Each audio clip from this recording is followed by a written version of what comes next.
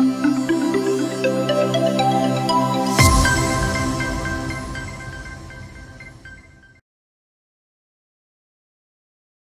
and welcome to Daily News Simplified, an answer to what, why and how of newspaper reading. Today we will discuss the articles displayed on the screen from the daily edition of the Hindu newspaper dated 7 September 2019. So let us start our discussion. Now this article on page number 9 talks about a critically endangered species, that is Great Indian Bustard. And in this article, the National Green Tribunal has directed the Centre for preparing a plan for the protection of Great Indian Bustard. So this will form a part of the preliminary examination syllabus under the topic General Issues on Biodiversity. So in this article, let's try and understand some key facts related to Great Indian Bustard which can be important for us from the preliminary examination point of view. Now this Great Indian Bustard is the state bird of the state of Rajasthan. And presently it is facing threats from various issues. For example, it is facing threat from poaching outside the protected areas. Further, it dies mainly due to collisions with high tension electric wires, fast moving vehicles, etc. And further, this bird has been facing habitat loss due to agricultural expansion and infrastructural development, including the industrial expansion.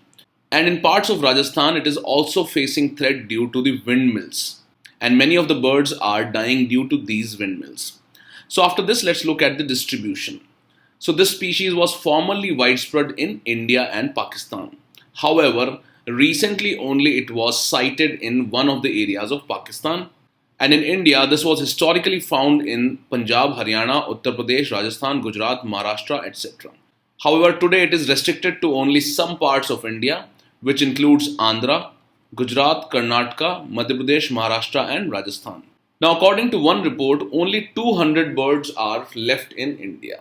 And that is why this bird has been accorded the greatest conservation status in various acts, etc. So, for example, it is listed in the Schedule 1 of the Wildlife Protection Act 1972, which accords it the highest protection under Indian law. Further, it is also listed under the Convention on Migratory Species Convention. It is listed in Appendix 1 of the CITES or the Convention on International Trade in Endangered Species. Further, it is listed as critically endangered in the IUCN's Red List.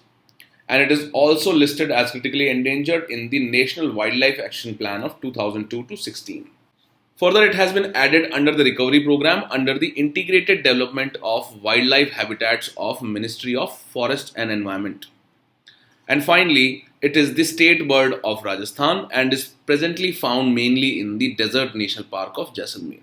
Now, all these facts are important and can be asked in your preliminary examination. Now, this recovery program is one of the important programs of Ministry of Environment and Forests. So let us look at which are the recently added species to this recovery program. Now, recently these 4 species were added to the recovery program for critically endangered species, which is an initiative of Ministry of Environment and Forest. And these animals were added by the National Board for Wildlife. So the first species is the Northern River Terrapin, and it is mainly found in the eastern rivers of India. And it is listed as critically endangered under the IUCN's Red List. Now this is also found mainly in the Sundarban region. Second is the Clouded Leopard, and it is found in Himalayan foothills. And finally, it is listed as vulnerable in the IUCN's Red List. And you should be aware that there is one national park with the name Clouded Leopard National Park, which is found in the state of Tripura. Further, Arabian Sea humpback whale has also been added and it is listed as endangered in the IUCN's Red List. And finally, red panda has been added, which is mainly found in montane forests. And it is also listed as endangered in the IUCN's Red List. So you should be aware as to which all new species have been added in the recovery program and also various important aspects of important birds which are found in India. So if you go through the prelims compass of 2019, you will find an exhaustive list of all important animal and bird species which were in news. And all those areas are potential questions for your preliminary examination. So at the end of today's discussion, you will find a question related to these aspects. With this, let's take up the next article. Now, this article on page number 5 talks about the Pradhan Mantri Kaushal Vikas Yojana. And this scheme falls under the preliminary examination syllabus under the topic Economic and Social Development. Now, previously UPSC has asked 2 questions based on the Pradhan Mantri Kaushal Vikas Yojana. So in this article, let us try and understand the key features of the Pradhan Mantri Kaushal Vikas Yojana and also what were the two questions which were asked by the UPSC on this scheme. And by this, we will try and understand how questions are generally asked in the preliminary examination based on important government schemes and which all areas you need to keep in mind. Now, before the preliminary examination, the prelims compass is published and it has various government schemes which are initiated by different ministries. So, under the Ministry of Skill Development and Entrepreneurship, one of the important schemes is the Pradhan Mantri Kaushal Vikas Yojana and also National Skill Development Mission. And also various other schemes are given according to ministry. For example, it provides you information related to initiatives of Ministry of Environment and Forests, Ministry of Rural Development, Ministry of Water Resources, etc. So that helps you get an idea about what are the major initiatives of different ministries of Government of India. And all these are very important for preliminary examination because previously also questions have been asked based on such information. So now key features of the Pradhan Mantri Kaushal Vikas Yojana include it aims to train 1 crore youth by the year 2020. Further, it focuses on short-term training. Thirdly, it has provisions for recognition of prior learning. And on this particular aspect, there was a question in the year 2017. Further, it organizes various special projects for training the youth. Also, it aims at establishment of model and aspirational skill centers which are known as PM Kaushal Kendras in every district for imparting the skill training through this Yojana.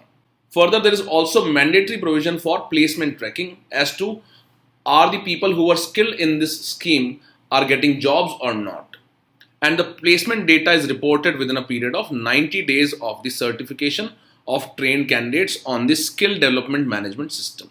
Further, it also provides a life skill course module. It also focuses on entrepreneurship. And training under this Yojana is being imparted according to the National Skill Qualification Framework. And training under this scheme is being imparted in the National Skill Qualification Framework aligned job roles. Also, there will be training centers, training provided, etc. And these are mandated to organize placement or Rozgar Melas every 6 months with the support of sector skill councils. And after this, let us look at the questions which were asked in the year 2018 and in the year 2017. So if you look at the first question, it reads, with reference to the Pradhan Mantri Kaushal Vikas Yojana, consider the following statements. The first statement is related to the ministry which has initiated this scheme. So it is a flagship scheme of Ministry of Labour and Employment, which is incorrect, as we have read in the prelims compass that it is an initiative of Ministry of Skill Development and Entrepreneurship. Second statement is that it, among other things, will also impart training in soft skills, entrepreneurship, financial and digital literacy. So as we have seen, it also focuses on entrepreneurship. That's why the second statement is correct. The third is that it aims to align the competencies of unregulated workforce of country through the National Skill Qualification Framework, which we have read here, which says that training under the PMKVY is being imparted in the NSQF aligned job roles. So the correct answer here was C, that is 2 and 3 only. Now this question is related to the recognition of prior learning scheme and is sometime in the news with reference to. So this recognition of prior learning scheme was in news because it was related to certifying the skills acquired by the construction workers through traditional channels. And under this recognition of prior learning scheme, the government recognizes and provides skill certificates to all those workers who are working in some of the fields and have acquired their knowledge through their labor. So for example, if construction workers or any other types of workers have acquired any skill, that will be recognized under the PM Kaushal Vikas Yojana, and under this a certificate will be provided for recognition of prior learning. So whenever you learn about any scheme, you should be aware of the important provisions of that scheme. Further, which ministry has started that scheme or the ministry under which that scheme falls is important aspect for preliminary examination. So these are few aspects that you need to keep in mind. And with this, let's take the next article. This article on page number 10 talks about the trade war or the economic trade war that is going on between the US and China. So this will fall under General Studies paper 2 under the topic International Relations and will also fall under General Studies paper 3 under the topic Economic Development. This is because the impact of trade war can also be seen on India. And in 2018, in the mains examination in the GS paper 3, there was a question which read, how would the recent phenomena of protectionism and currency manipulation in world trade affect the macroeconomic stability of India?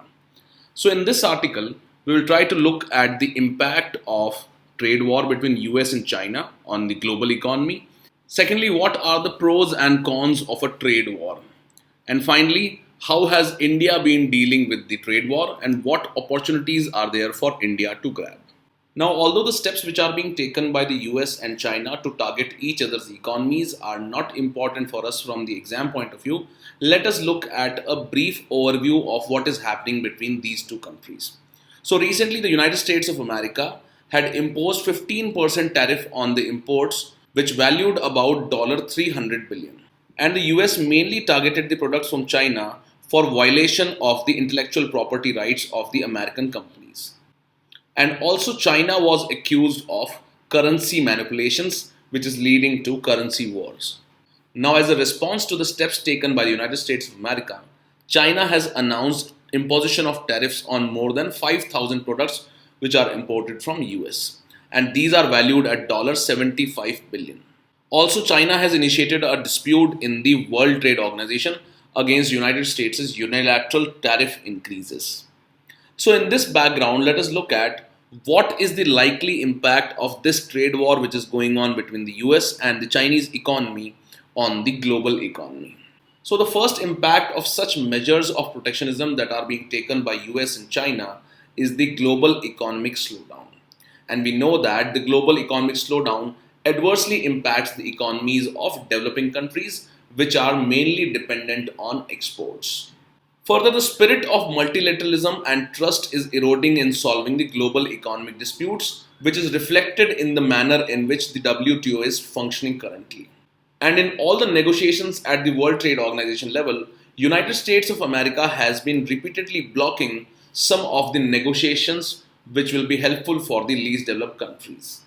This is because negotiations at WTO need to be ratified by all the member countries if that provision has to come in force. And USA has been continuously blocking such negotiations, which are especially very useful for least developed countries. Now, another area where the United States of America has been interfering with the WTO is the appointment of members to the appellate body of WTO's dispute resolution mechanism. And this body has become non-functional because the USA has been blocking the appointment of new members. Now, you should know here that the members to the appellate body of WTO are appointed based on a consensus among the member countries, and the members are not appointed based on the majority. And that is why if any country blocks the appointment of a member, that person cannot be appointed to the appellate body. Now, this appellate body of WTO has 7 members, but presently most of them are retiring and new members are not getting appointed. And if this number of members in the appellate body gets lesser than 4, it will become completely non-functional. And United States, because of its protectionist policies, has been blocking the appointment of members to the appellate body of WTO. Now, the issues of WTO have been discussed in the DNS of 1st July 2019, and also there was a question in the mains examination regarding the reforms in WTO that are required. And they were discussed in the DNS of 25th October 2018 in the mains question discussion. So you can go through both these videos to understand the issue at WTO in detail. Now, after this, let us look at some of the pros and cons of trade war.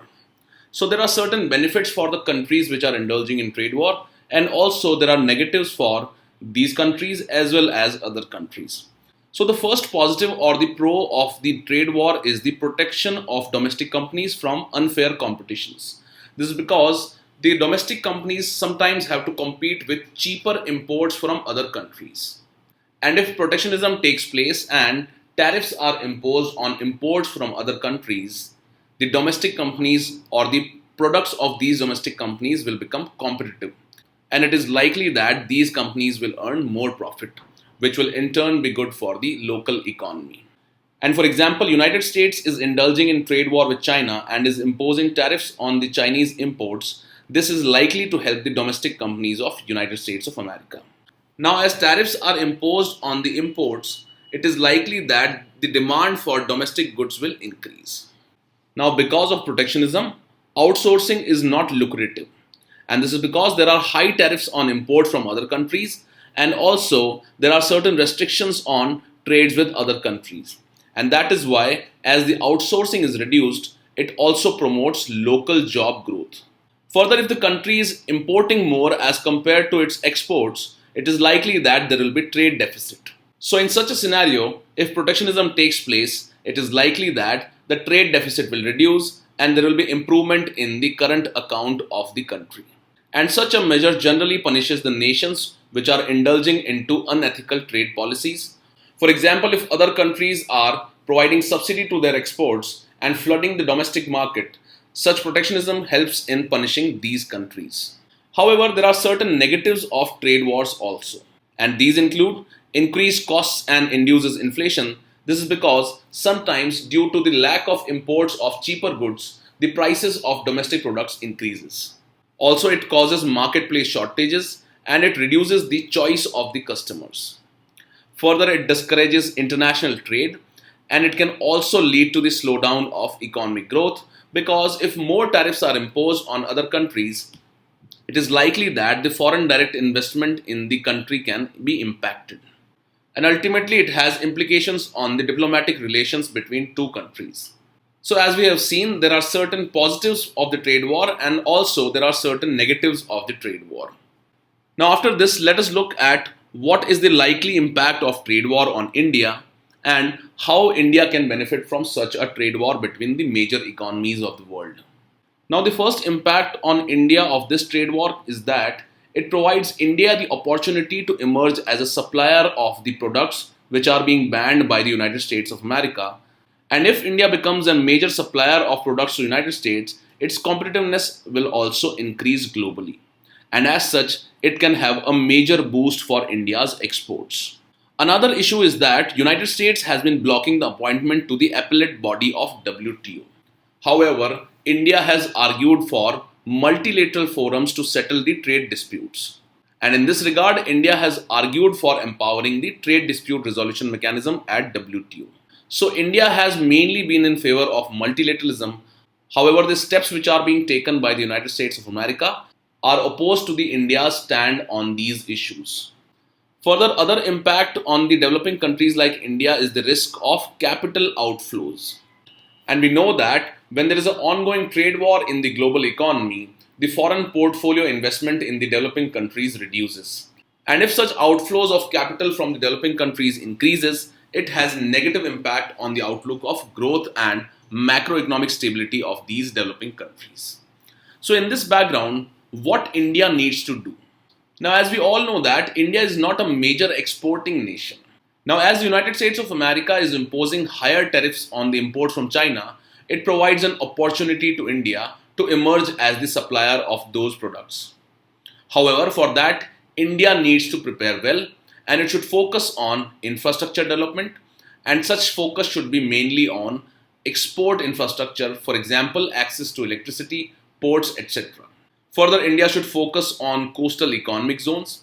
It should also focus on integrating more closely with the global value chains.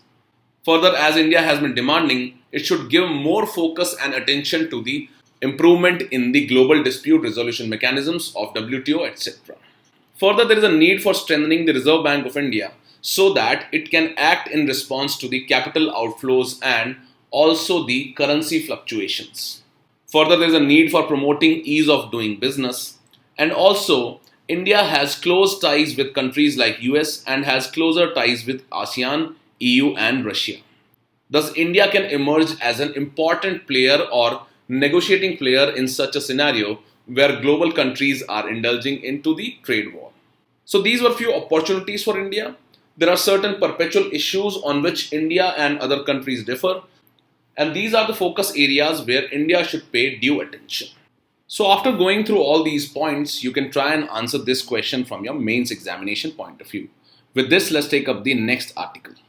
Now, this article on page number 10 talks about the importance of primary care practitioners. And this will fall under the General Studies paper 2 under the topic Social Justice under the subtopic Issues Relating to Health, etc. Now, although this article is directly not very important for exam point of view, however, as we know that India is trying to embrace the target of universal healthcare, that is why you can use these points related to primary care practitioners in answers related to the health in mains examination. So let us look at the importance of primary care practitioners in this background. So the first question is, who are these primary care practitioners? So according to a definition, the primary care practitioners are defined as those healthcare professionals who are not necessarily doctors. However, they mainly work on the medical model. And these people have attitudes, skills, and knowledge base to deliver holistic care and treatment within the general medical and general practice team under the defined levels of supervisions. So, not necessarily these primary care practitioners are doctors. However, these are one notch lower as compared to those doctors. Further, their training periods are shorter as compared to doctors. However, the benefit with these primary care practitioners is that they have general idea of holistic care and treatment, and also they work under the general supervision of the doctors or a team of doctors. Now, these primary care practitioners were first emphasized in the Sir Bohr Commission report of 1947 in India. And this Bohr Commission report emphasized on a three-tier healthcare system. And in this three-tier medical system, the first line of care would be provided by the primary care practitioners. So in this background, let us understand the importance of primary care and what are the benefits that are likely to arise from the primary care. So the benefits of providing primary care are that these are organized to meet the needs of patients with undifferentiated problems. Now what this means is that such care does not require a special attention. And for example, the major diseases in the rural areas are communicable diseases, etc. And in such a scenario, primary care becomes very important in health services because such medical conditions do not require special supervision. So the first line of medical help should be the primary care health services. Further, this ensures that vast majority of the patient's concerns and needs are taken care of at the primary care practice itself. Thirdly, such practices or services are generally located in the community of the patients, and thereby this facilitates the easy access to healthcare. Another benefit of such primary healthcare practitioners or primary care is that these people maintain a wide variety of specialty and institutional consultative and referral relationship for specific care needs. So on the one hand, these people are integrated with the community. However, on the other hand, they are also connected with the special care needs which are required for the patients. And in such cases, by utilizing their relationships, these people can refer the people who require specific care. So this primary care becomes the first level of medical care. However, if a patient requires special attention, these people can refer it to a higher level or to the specialists. And what should be the composition of people who are in the primary care? So the structure of primary care practice may include a team of physicians and non-physician health professionals. Now, primary care assumes special importance for India because India has a huge network of primary health centers in small and local towns. Now, the medical care in India has been shifting towards a hospital-oriented approach, which is technocratic, rigid, and does not meet the needs of local people. And further, majority of medical practitioners emphasize on the specialist treatment for even small and nominal diseases. And if one looks at international experience, even nations like UK and US have consistently been training paramedics and nurses to become physicians, assistants or associates, etc. through a defined course system in the modern medicine. Further, Japan is also another example, and it has accorded a prominent position to its primary care practitioners. So the author has analyzed that it is imperative to actively begin changing the expectations of the layman and reversing the aspirations of medical professionals from being unduly oriented towards high-tech super specialty care. Now, the general tendency in India for both the patients as well as the medical professionals is towards the specialty super care. However, the author has said that such tendencies should be reversed. Secondly, the author suggests that steps need to be taken to adequately empower and enable the primary care practitioners and give them a prominent voice in the decision-making processes pertaining to healthcare. And by emphasizing on the importance of primary care practitioners, India can create a huge pool of primary healthcare professionals. And finally, there is a need for a gatekeeping system. So, what is meant by this gatekeeping system is that no one should be allowed to bypass the primary care doctors. So, if there is any patient, he should first approach the primary care practitioners, and only if they decide, the patient should be referred to the specialist. However, the patient can be directly referred to the specialist in case of emergencies only. And such a model has been existing in the United Kingdom and is being seen as a successful model of healthcare. And UK has large number of general practitioners and primary healthcare practitioners. So now all these points highlight the importance of the primary healthcare and the importance of the primary care practitioners. So these are few points which can be used in answering questions related to universal health coverage in India. With this, let's take the next article. Now this article on page number 1 talks that Indus Valley settlers had a distinct genetic lineage. So this is based on the DNA analysis of a person from the Harappan site of Rakhigadi. Now this will become a part of the preliminary examination syllabus under the topic History of India. So let us look at what are the key results which have been arrived at by this study. Now Indus Valley civilization is a very important topic for us from preliminary examination point of view, and you will find that in the year 2017 there was a question in the preliminary examination. Also in the year 2019 there was a question related to the Indus Valley civilization. So you need to understand all the aspects of Indus Valley civilization from the NCERT of class 11th, which is the R.S. Sharma, which is the old NCERT of ancient history. Now the scientists in this study mapped the DNA from the skeletal remains of a person from Rakhigadi, which is located in the Hisar district in Haryana. And this study argues that the hunter-gatherers of South Asia, who then became settled people, have an independent origin. Now previously there was a theory that the hunter-gatherers in the South Asian region in the Neolithic age had migrated from the steppe region in the Central Asia, and also some of them had their ancestry in the Iranian land. However, after these findings, this theory has been refuted. Further, this finding also negates the hypothesis about mass migration during Harappan times from outside South Asia.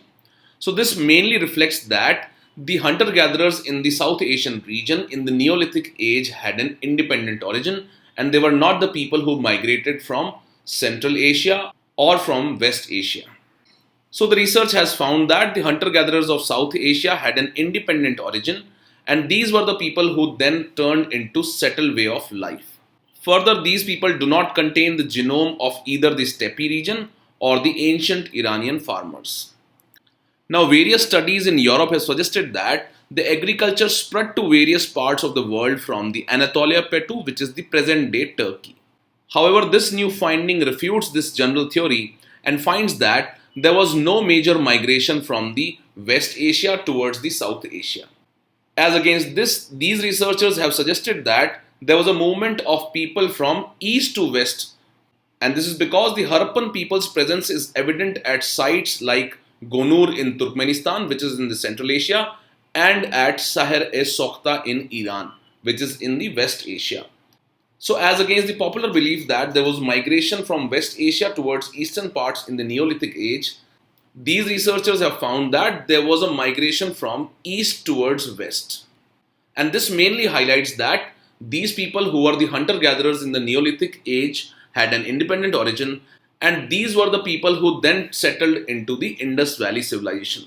So this shows that the people in the Indus Valley civilization had not migrated from Central Asia or from West Asia. So this can be a very important point and should be kept in mind. Now let's take up this question which was asked in 2017, and it reads, with reference to the difference between the culture of Rigvedic Aryans and Indus Valley people, which of the following statements is or are correct? First is that Rigvedic Aryans used the coat of mail and helmet in warfare, whereas the people of Indus Valley civilization did not leave any evidence of using them. This statement is correct. Second is that Rigvedic Aryans knew gold, silver and copper, whereas Indus Valley people knew only about copper and iron. Now this statement is incorrect because Rigvedic people knew about gold as well. And the third statement is that the Rigvedic Aryans had domesticated the horse, whereas there is no evidence of Indus Valley people having been aware of this animal.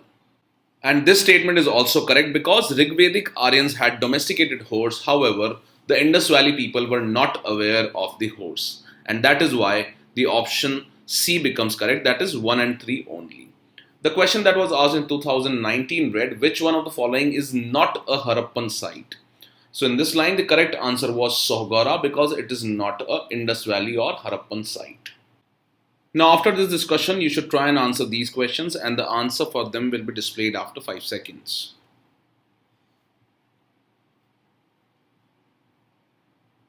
So, the first question is, which of the following statements are correct about the Great Indian Bustard? First is that it is found in the Desert National Park in Rajasthan, which is correct. Second is that it is listed as critically endangered under the IUCN Red List, which is also correct. So, correct answer is C, both 1 and 2. Second question is, which of the following species have been recently added in the recovery program for critically endangered species? And the species are Northern River Terrapin, which is correct. Second is cloud leopard, and third is red panda, and all of them have been included in this program. So the correct answer is D, 1, 2 and 3. Third question is, consider the following statements about the PM Kaushal Vikas Yojana. First is that it is the flagship scheme of Ministry of Skill Development and Entrepreneurship, which is correct.